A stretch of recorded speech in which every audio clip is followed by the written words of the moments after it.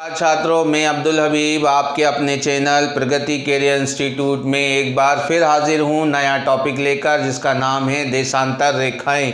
छात्रों, ये टॉपिक भूगोल विषय के अंतर्गत आता है। जैसा कि मैंने आप लोगों को बताया कि मध्य प्रदेश पुलिस आरक्षक तथा आरआरबी भोपाल द्वारा आयोजित या आरआरबी द्वारा आयोजित ग्रुप डी के एग्ज़ाम की तैयारी पर अपन फोकस कर रहे हैं। साथ ही जो संविदा शिक्षक, जो प्राथमिक शिक्षक की वैकेंसी आई है, उस पर भी अपन फोकस करेंगे और कर रहे हैं। याद रखिए, ख्वाब आपके हैं, पूरा भी तुम ही करोगे। ख्वाब आपके हैं, पूरा भी तुम ही करोगे। ना हालात तुम्हारे होंगे, ना लोग तुम्हारे साथ होंगे।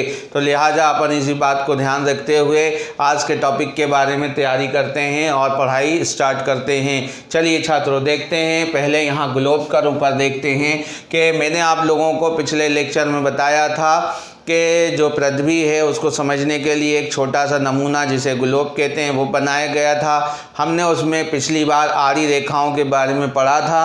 आज हम खड़ी रेखाओं के बारे में पढ़ेंगे। जैसा कि मैंने बोर्ड पर चित्र बनाया हुआ है, ये जो चित्र है ये देशांतर रेखाओं को प्रदर्शित करता है और ये जो इसमें जो रेखाएं हैं ये देशांतर रेखाओं को बताती हैं। तथा इसमें जो 40, 80 और 120 तथा 180 जो है वो संख्याओं को प्रदर्शित करती है। देशांतर जो रेखाएं हैं वो उत्तर से दक्षिण ध्रुव की ओर खींची गई हैं, ऊपर से नीचे की ओर खींची गई हैं। अर्थात इनका स्टार्टिंग पॉइंट अगर अपन कहें तो ऊपर से नीचे की ओर है।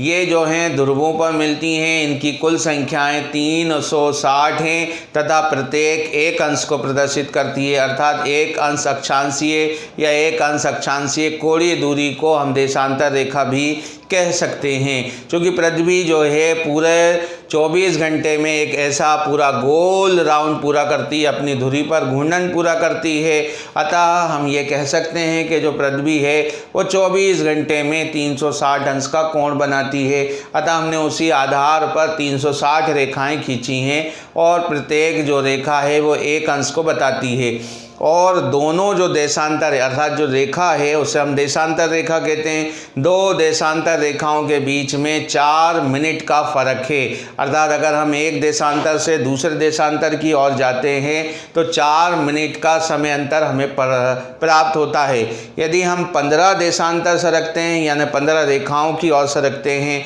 15 रेखा आगे सरकेंगे या 15 रेखा पीछे सरकेंगे, तो हमें 1 घंटे का फ़र्क नज़र आएगा या समय अंतर प्राप्त होगा। इसी तरह से हम कह सकते हैं कि अगर 360 को अगर हम 15 से भाग देते हैं तो 24 प्राप्त होता है, अर्थात 24 घंटे प्राप्त होते हैं। पूरी दुनिया को हमने 24 समय अंतरों में यानी समय जोन में यानी टाइम जोन में बदला है।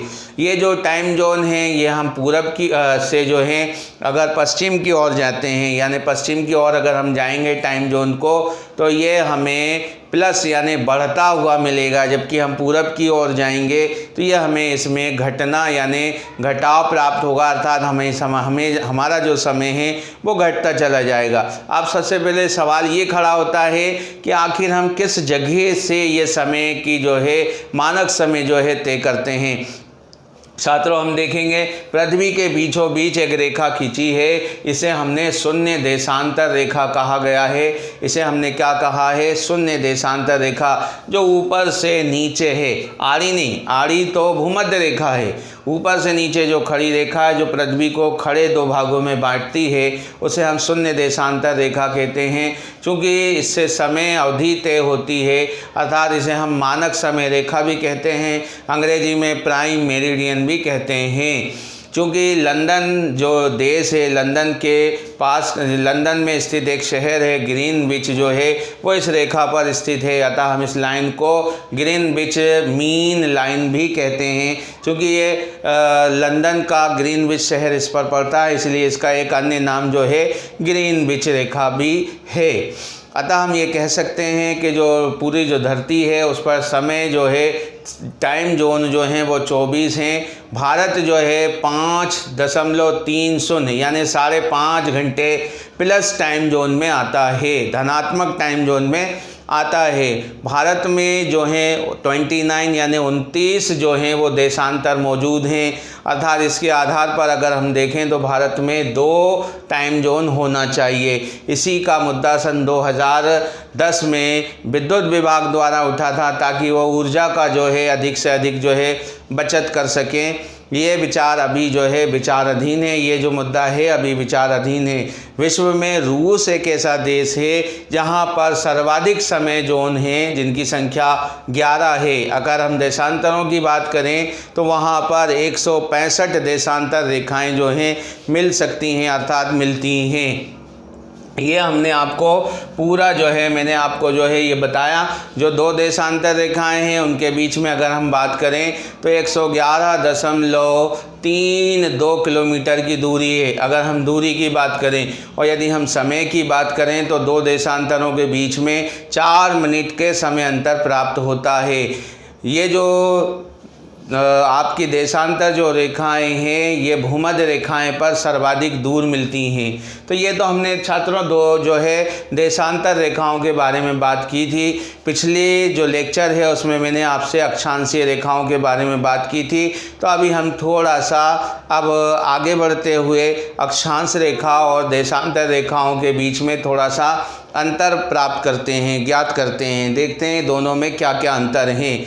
ध्यान देंगे, जो देशांतर रेखा है वो उत्तर से दक्षिण की ओर खिंची है और अक्षांश रेखा जो है वो पश्चिम से पूरब की ओर खिंची है। अक्षांश रेखा आड़ी रेखा है, देशांतर रेखाएं खड़ी हैं। अक्षांश रेखाओं की संख्या 180 है जबकि देशांतर रेखाओं की संख्या 360 है। 2 देशांतरों के बीच की जो दूरी है वो 111.32 किलोमीटर है जबकि 2 अक्षांशीय रेखाओं के बीच की दूरी 111 किलोमीटर है। तो ये मैंने थोड़ा सा आपको रोचक जानकारी दी और उम्मीद करता हूं कि आप इस जानकारी से लाभान्वित होंगे तथा ज्ञान अर्जित करेंगे और आपके एग्ज़ाम में आप इस आने वाले क्वेश्चनों के उत्तर दे पाएंगे। अगले लेक्चर को लेकर मैं फिर आपके सामने उपस्थित होऊंगा। जब तक के लिए नमस्कार।